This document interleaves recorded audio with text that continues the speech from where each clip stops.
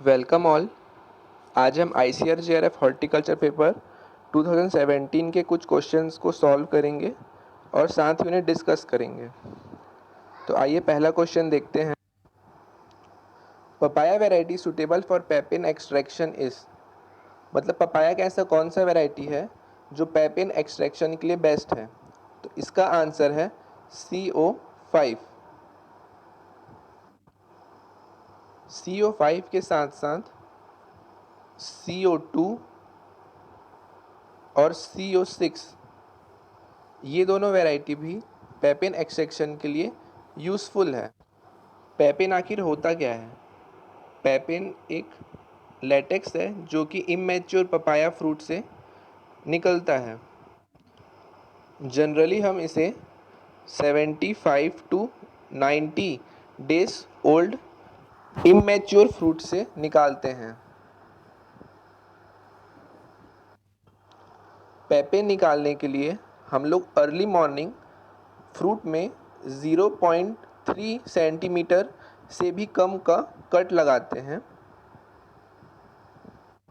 और पेपेन का keeping quality बढ़ाने के लिए हम लोग KMS मतलब पोटेशियम मेटाबाइसल्फेट का यूज़ करते हैं।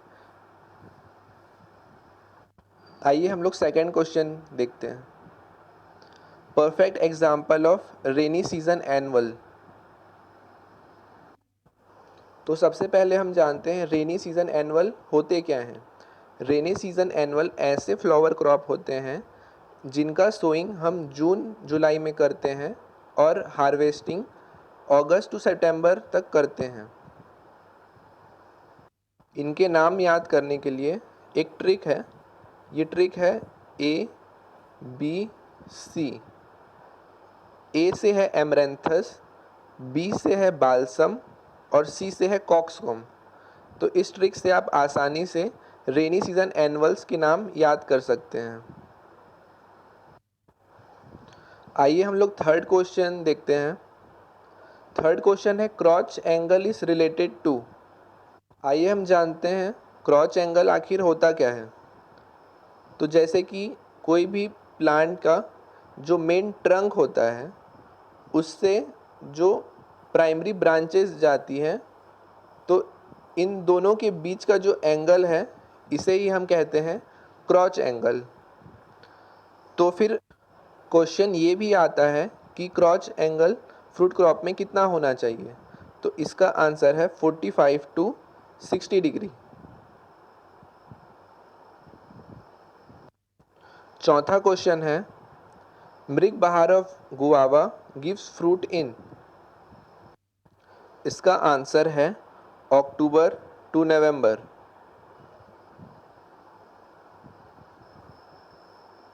गुआवा में 3 बहार पाए जाते हैं। पहला होता है अम्बे बहार, दूसरा होता है मृग बहार और तीसरा होता है हस्त बहार। अम्बे बहार का फ्लावरिंग आता है फरवरी में और इसका फ्रूटिंग आता है जून में। मृग बहार का फ्लावरिंग आता है जून में और इसका फ्रूट आता है अक्टूबर नवंबर में। और तीसरा है हस्त बहार।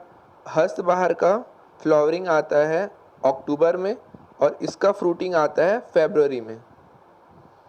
तो आप ऐसे याद कर सकते हैं इसको AMHFJO। नेक्स्ट क्वेश्चन देखते हैं। Tissue involve in propagation is. इसका आंसर है कैम्बियम। आइए हम जानते हैं कैम्बियम होता क्या है। तो जब भी हम कोई भी प्लांट के स्टेम को अगर कट करेंगे तो जो सबसे बीच का पार्ट होता है इसको बोलते हैं पिच।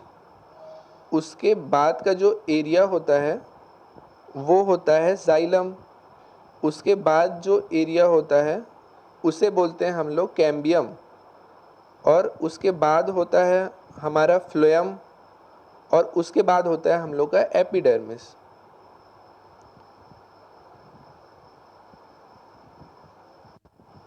और कोई भी सक्सेसफुल प्रोपोगेशन के लिए, चाहे वो बडिंग हो या ग्राफ्टिंग हो, रूट स्टॉक और सियोन दोनों का कैम्बियम आपस में मिलना चाहिए, तभी वो सक्सेसफुल होता है। आइए नेक्स्ट क्वेश्चन देखते हैं। King of spice is. तो इसका आंसर है ब्लैक पेपर। इसके साथ साथ और भी बहुत सारे क्वेश्चन होते हैं, जैसे कि क्वीन ऑफ स्पाइस है कार्डमम, किंग ऑफ वेजिटेबल है पोटैटो, क्वीन ऑफ वेजिटेबल है lady finger, queen of fruits हम लोग बोलते हैं मैंगो को, क्वीन ऑफ फ्रूट्स बोलते हैं हम लोग मैंगोस्टीन को, किंग ऑफ फ्लावर रोज है और queen gladiolus, king of temperate fruit है एप्पल और किंग ऑफ एरिड फ्रूट है बेर, किंग ऑफ नट क्रॉप है वॉलनट और क्वीन है पीकानट।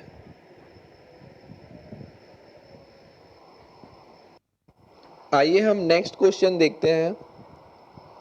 Cavendish group of banana comes under. इसका आंसर है ट्रिप्लॉइड, यानी कि ट्रिपल ए। कैवेंडिश ग्रुप में और भी स्पीसीज आते हैं, जैसे कि dwarf Cavendish, giant Cavendish, robusta और ग्रैंडनैंड। आइए हम नेक्स्ट क्वेश्चन देखते हैं। Polyembryonic variety of mango is. ये एक बहुत इंपॉर्टेंट क्वेश्चन है और लगभग हर साल ये क्वेश्चन दिख ही जाता है। इसका आंसर था ओल्यूर। इसके साथ साथ बप्पाकई, चंद्रकरण, गोवा, कुरकुरन और कसरगोड भी एक पॉलीएम्ब्रियोनिक वैरायटी हैं। नेक्स्ट क्वेश्चन हम देखते हैं। Fermented product of pear is. तो इसका आंसर है पेरी। पेरी एक फर्मेंटेड प्रोडक्ट है जो कि पियर से बनता है। इसके जैसे और भी बहुत सारे क्वेश्चन आते हैं, जैसे कि एप्पल से बनता है सीडार, कैश्यू एप्पल से बनता है फैनी, पामीरा पाम से बनता है नीरा, कैबेज का फर्मेंटेड प्रोडक्ट है सौकरक्रात, कोकोनट से बनता है टॉडी और ब्लैक कैरोट से बनता है किमची। अगला क्वेश्चन हम देखते हैं। Pollination of fig is done by. Fig का ये भी एक बहुत इंपॉर्टेंट क्वेश्चन है। इसका आंसर है वास्प।